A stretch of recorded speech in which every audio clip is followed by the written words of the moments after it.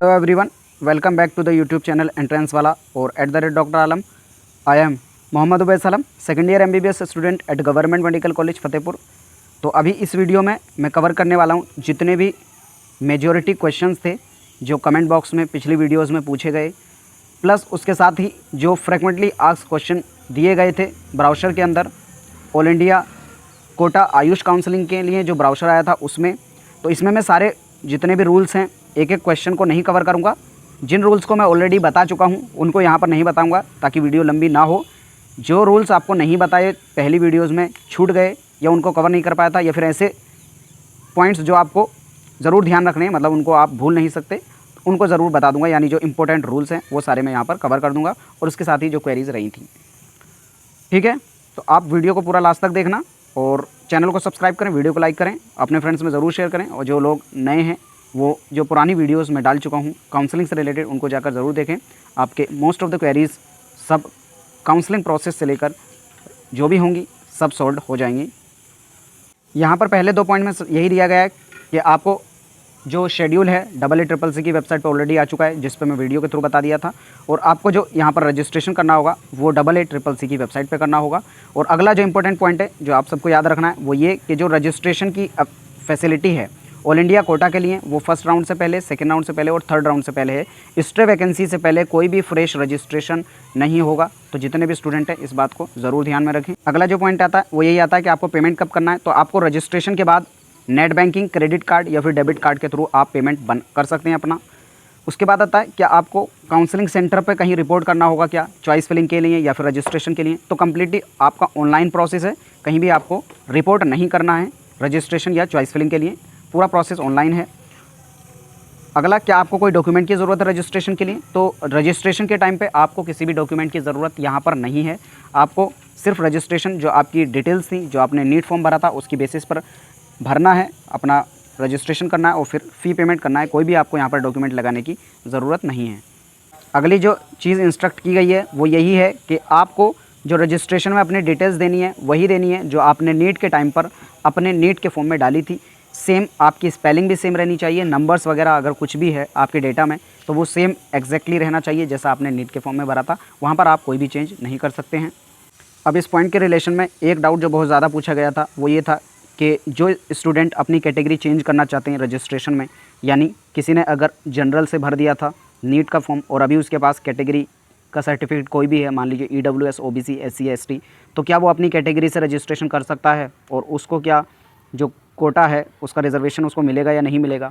और दूसरे वो थे कि कुछ स्टूडेंट ने रिजर्वेशन के थ्रू भर दिया, यानी कैटेगरी भर दी थी रजिस्ट्रेशन में EWS या फिर OBC या कोई और कैटेगरी, लेकिन उनका जो कैटेगरी सर्टिफिकेट है वो नहीं बन पाया, तो वो लोग क्या जनरल से अप्लाई कर सकते हैं।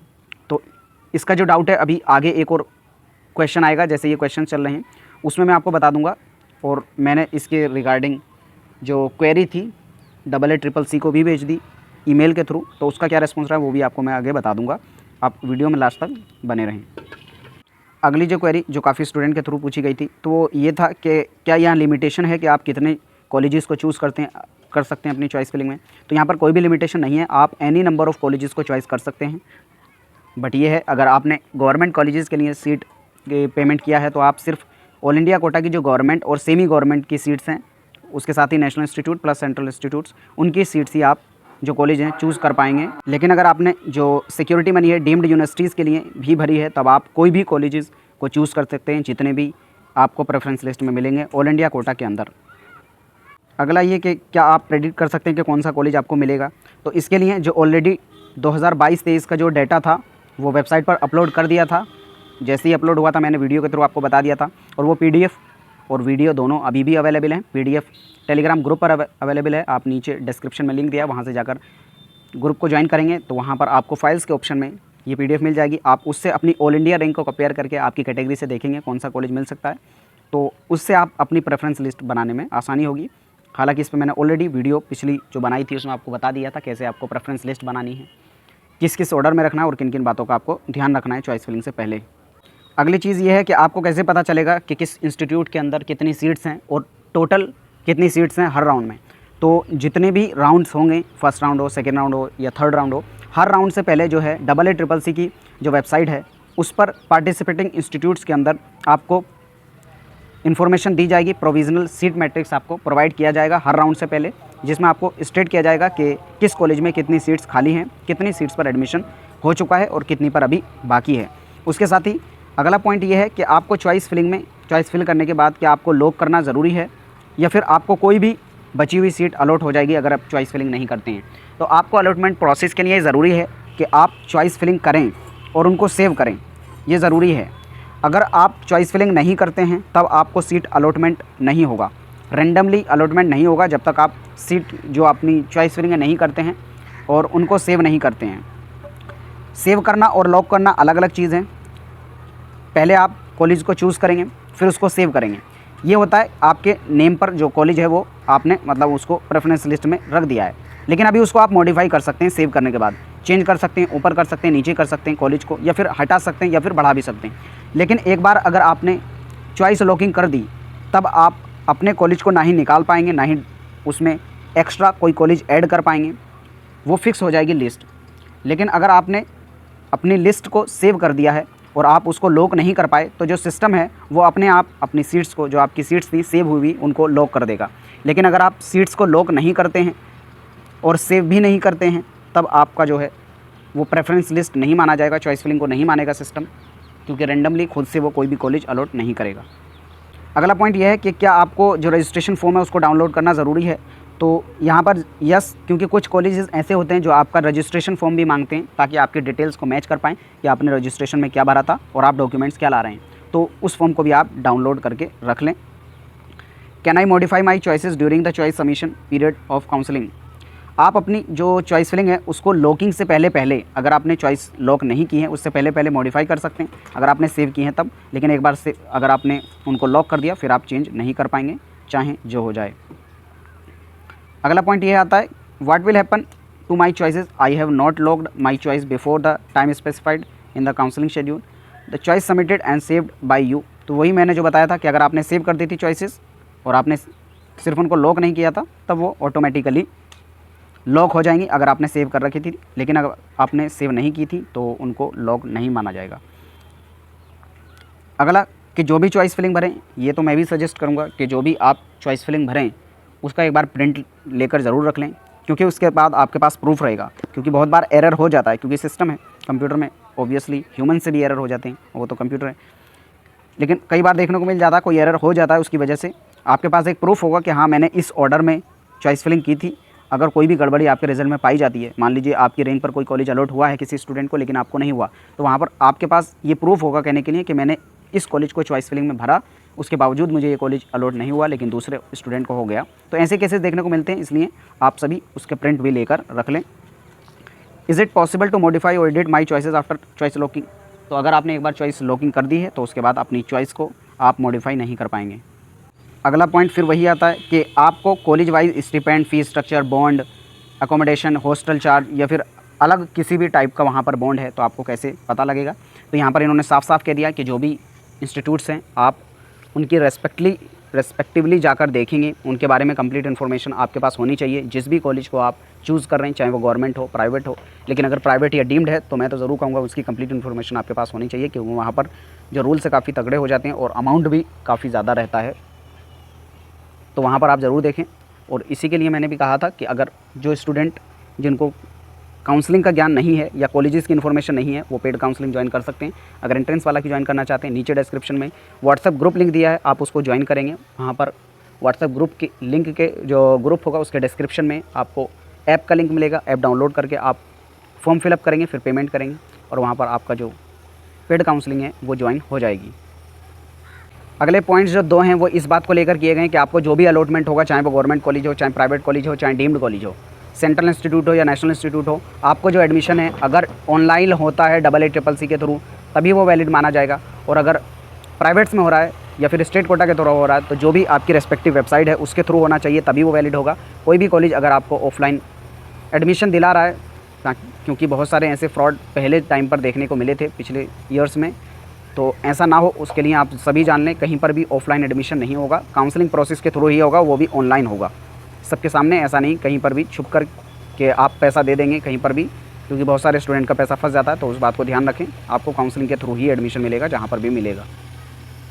अगली और मोस्ट इंपॉर्टेंट चीज़ जिसके बारे में काफ़ी क्वेरीज स्टूडेंट की भी आई थी, क्योंकि यहाँ पर डॉक्यूमेंट्स को लेकर काफ़ी हड़बड़ी मची हुई थी कि किस फॉर्मेट में वो कैसे बनवाना है, तो वो सारी आई थिंक आपकी यहाँ पर क्लियर हो जाएंगी इसको देखने के बाद। तो यहाँ पर आपको जो भी डॉक्यूमेंट हैं उनकी ओरिजिनल कॉपी होनी चाहिए, ये मस्ट है। उसके साथ ही जो आपकी अटेस्टेड फ़ोटोकॉपीज़, अटेस्टेड का मतलब कि जो भी फ़ोटोकॉपी कराएं आप उसमें अपने सिग्नेचर कर दें डेट के साथ। उसमें कम से कम 2 सेट आपके पास फ़ोटोकॉपी के होने चाहिए और ओरिजिनल तो आपके पास होने ही चाहिए। लेकिन ये डॉक्यूमेंट सभी के सभी आपको एडमिशन के टाइम पर ज़रूरत है, रजिस्ट्रेशन के लिए आपको डॉक्यूमेंट की ज़रूरत नहीं है, ठीक है। तो यहाँ पर कौन कौन से डॉक्यूमेंट है? नंबर 1, आपको प्रोविज़नल अलॉटमेंट लेटर जो आपने AA-CCC पर जनरेट होगा। जब आपको कॉलेज अलॉट हो जाएगा तो आपको प्रोविज़नल लेटर डाउनलोड करना होगा। जैसे ही रिज़ल्ट वगैरह आएगा तो उसका मैं प्रोसेस आपको बता दूंगा कैसे डाउनलोड करना है, उसके बाद का जो भी प्रोसेस रहेगा। तो आप चैनल को ज़रूर सब्सक्राइब करें। अगला, एडमिट कार्ड जो आपने फॉर्म भरा होगा NTA की तरफ से इशू हुआ था। आपका जो रिज़ल्ट कार्ड था NTA की तरफ से इशू हुआ था। उसके साथ ही आपका डेट ऑफ बर्थ सर्टिफिकेट, लेकिन अगर आपकी 10th मार्कशीट है आप उसको भी लगा सकते हैं अगर उसमें डेट ऑफ बर्थ दी हुई है तब, लेकिन अगर नहीं दी है तब आपको बर्थ सर्टिफिकेट लगाना ही पड़ेगा। उसके साथ ही 10th की मार्कशीट और उसके साथ साथ आपको पासिंग सर्टिफिकेट भी कहते हैं, कुछ जगह पर इसको डिग्री भी कहते हैं, 10th की डिग्री, 12th की डिग्री, उस तरह से। बाकी वेरी करता है स्टेट टू स्टेट भी क्या नाम इसको दिया गया है। 11th के लिए जो पॉइंट है यहाँ पर आपको 12th की मार्कशीट और उसके साथ ही उसका सर्टिफिकेट, पासिंग सर्टिफिकेट यानी डिग्री भी कहते हैं कुछ जगह पर। और आपको 8 फोटोग्राफ्स चाहिए। कौन से फ़ोटोग्राफ? वही जो आपने नीट एप्लीकेशन में लगाए थे या फिर जो आप रजिस्ट्रेशन में फ़ोटो लगा रहे हैं वही फ़ोटो आपको लगाने होंगे 8। प्रूफ ऑफ आइडेंटिटी में आप आधार लगा सकते हैं, पैन कार्ड, ड्राइविंग लाइसेंस या फिर वोटर ID भी लगा सकते हैं। मेडिकल फिटनेस सर्टिफिकेट आपको किसी भी रजिस्टर्ड मेडिकल प्रैक्टिशनर से बनवाना होगा। किस फॉर्मेट में बनाना है वो एनेक्सर 6 दिया है, वो मैं आपको अभी दिखा दूंगा। तो ये ज़रूर ध्यान रखें, आपको किसी भी रजिस्टर्ड मेडिकल प्रैक्टिशनर यानी जो रजिस्टर्ड होना चाहिए कोई भी डॉक्टर जिससे आप बनवा रहे हैं, किस फॉर्मेट में बनवा रहे हैं वो एनेक्सर 6 में दिया है, मैं आपको दिखा दूंगा। उसी फॉर्मेट में आपको बनाना है। कई क्वेरी स्टूडेंट की ऐसी थी, क्या हमको जो प्रोफॉर्मा दिया गया है उसका प्रिंट आउट करा के उस पर ही लिखवानी है अपनी डेटा को? तो ऐसा नहीं है, वो एक फॉर्मेट है, उस तरीके का आपको डॉक्यूमेंट बनवाना है। मतलब जो जो चीज़ें उसमें लिखी हैं वही चीज़ें आपके डॉक्यूमेंट में होनी चाहिए। जैसे यहाँ पर मेडिकल फिटनेस की बात चल रही है, तो मेडिकल फिटनेस सर्टिफिकेट में वो सारे पॉइंट्स कवर होने चाहिए जो उस प्रोफॉर्मा में दिए हैं, ठीक है। तो ऐसा नहीं कि आपको वहाँ पर फोटोकॉपी करा के उसमें डाटा भरना है, ठीक है। ये बात ध्यान रखें आप सब। यहाँ पर ये जो आपको एक प्रोफॉर्मा दिख रहा है मेडिकल फिटनेस सर्टिफिकेट का, तो इसके अंदर जो जो पॉइंट्स हैं वो पॉइंट्स आपके जो सर्टिफिकेट है उसमें कवर होने चाहिए। ऐसा नहीं कि आप इसको फ़ोटोकॉपी या प्रिंट करा के आपको लिखवाना है। ये जो पॉइंट्स इसके अंदर हैं वो सभी आपके फिटनेस सर्टिफिकेट में होने चाहिए, तब वो एप्लीकेबल माना जाएगा। अगली जो चीज़ है वो है ट्रांसफ़र सर्टिफिकेट। तो जिस भी इंस्टीट्यूशन में आप लास्ट ईयर पढ़े थे उसका आपको TC लगानी पड़ेगी। ये एडमिशन के टाइम पर मस्ट है, चाहे आप प्राइवेट कॉलेज में लें या फिर गवर्नमेंट कॉलेज में लें, वो मैटर नहीं करता, आपको TC लगवानी पड़ेगी। और अगर आपने गैप किया था तब आप 12th वाला लगा देंगे, लेकिन इस बीच में आपने कोई कोर्स किया था, मान लीजिए BA किया, BSc किया या कोई और कोर्स, और उसके बाद आप नीट में आए और अगर आपका वो कोर्स कंप्लीट हो गया था तब आप उस कोर्स का भी TC लगा सकते हैं। लेकिन अगर वो कोर्स आपका कंप्लीट नहीं हुआ था तब आप 12th वाली लगा देंगे, तब वो चल जाएगा। उसके साथ ही अगला जो आता है वो है डिसेबिलिटी सर्टिफिकेट। तो जितने भी स्टूडेंट PWD से बिलोंग करते हैं तो उनके लिए जो डिसेबिलिटी सर्टिफिकेट है उनको किस फॉर्मेट में बनवाना है और कहाँ से बनवाना है ये ऑलरेडी दिया हुआ है। उनको जो है ये इन्फॉर्मेशन एनेक्सर 1 पे दी हुई है, किस फॉर्मेट में और किन किन सेंटर्स पे बनवाना है। तो डिसेबिलिटी सर्टिफिकेट के लिए जैसे ऑलरेडी वेबसाइट पे जो नोटिफिकेशन आया था, जिन सेंटर्स का नाम दिया था सिर्फ उन्हीं सेंटर्स पे आप अगर बनवाए हुए हैं डिसेबिलिटी सर्टिफिकेट तभी वो मान्य होगा। अगर कहीं और से बना हुआ है उन सेंटर्स के अलावा तब उसको मान्य नहीं माना जाएगा। तो जो सेंटर्स उस लिस्ट में दिए हुए थे आप एनेक्सर 1 पे जाकर भी देख सकते हैं, और जिस फॉर्मेट में है उसी फॉर्मेट में आपका होना चाहिए। उसके लिए ज़रूरी नहीं है आप इसको कॉपी करा के इस पर डाटा लिखवाएँ, सिर्फ फॉर्मेट सेम रहना चाहिए। अगला आता है SC और ST सर्टिफिकेट। तो उसकी अगर लैंग्वेज की बात की जाए तो या तो इंग्लिश या फिर हिंदी में होना चाहिए, लेकिन अगर किसी और आपकी रीजनल लैंग्वेज में है तो आप उसकी एक कॉपी बनवा सकते हैं इंग्लिश वर्जन में और उसको अटैच ज़रूर करा दें। मतलब जिस भी अथॉरिटी से बनाए हैं, तहसील से, SDM से या DM से, तो उसको अटैच ज़रूर करवा लेना। अगर आप इंग्लिश वर्जन उसका ले रहे हैं तो आपका जो कैटेगरी या किसी भी कैटेगरी का सर्टिफिकेट है वो वहाँ पर चल जाएगा। इसके लिए आपको फॉर्मेट कौन सा यूज़ करना है, अनेक्सर 3 में दिया है। जो पीडीएफ है इसकी, आप अनेक्सर 3 की जो अगर देखेंगे तो जो इसका फॉर्मेट आपको देखने को मिल जाएगा, उसी फॉर्मेट में आपका फ़ोन मान्य होगा। तो ओबीसी एनसीएल के जितने भी स्टूडेंट हैं उनको जो सर्टिफिकेट है एक कॉम्पिटेंट अथॉरिटी से बनवाना है। ये सेंट्रल लेवल का होना चाहिए, क्योंकि जो ऑल इंडिया कोटा में लगेगा वो आपका सेंट्रल वाला लगेगा और स्टेट में स्टेट वाला लगेगा। ये आपका 1 अप्रैल 2023 के बाद का होना चाहिए। और इसका जो फॉर्मेट है वो दिया हुआ है अनेक्सर 4 में, उस फॉर्मेट में ही आपका होना चाहिए। और जो स्टूडेंट हैं ईडब्ल्यूएस के, उनका जो सर्टिफिकेट है वो भी 1 अप्रैल 2023 के बाद होना चाहिए। और असेसमेंट पीरियड 1 अप्रैल 2022 से 31 मार्च 2023 के बीच का है, तब भी यहाँ पर चलेगा। In case of admission in the BSMS course, अगर कोई स्टूडेंट BSMS कोर्स में एडमिशन ले रहा है 10th और 12th, तो उसके साथ वहाँ पर तमिल के साथ लिविंग होना चाहिए। मतलब जो उसने 10th और 12th है उसमें तमिल एक सब्जेक्ट पढ़ा हुआ होना चाहिए। अदरवाइज़ उसको उसका जो फर्स्ट ईयर होगा BSMS का, वहाँ पर तमिल पढ़नी पड़ेगी। उसी तरह से जो BUMS के स्टूडेंट हैं उन्होंने 10th और 12th में अपना उर्दू या अरबिक या पर्शियन कोई भी एक लैंग्वेज पढ़ी हुई होनी चाहिए। और अगर नहीं पढ़ी है तो उनके BUMS का जो करिकुलम होगा उसके फर्स्ट ईयर में उर्दू पढ़नी पड़ेगी। ये वहाँ पर कंपलसरी हो जाएगी अगर उन्होंने पहले नहीं पढ़ी हुई है तब। अगला जो पॉइंट है वो है डोमिसाइल सर्टिफिकेट को लेकर। तो ऑल इंडिया कोटा से अगर आप पार्टिसिपेट करें तो डोमिसाइल सर्टिफिकेट की आपको ज़रूरत नहीं है। उसके बाद अगर सब सर्टिफिकेट की बात की जाए तो अगर आपका कोई भी कास्ट वैलिडिटी सर्टिफिकेट अगर आपके एडमिशन में ज़रूरी है तो आप रेस्पेक्टिव कॉलेज अथॉरिटी से बात कर लेंगे और उसको बनवा लेंगे।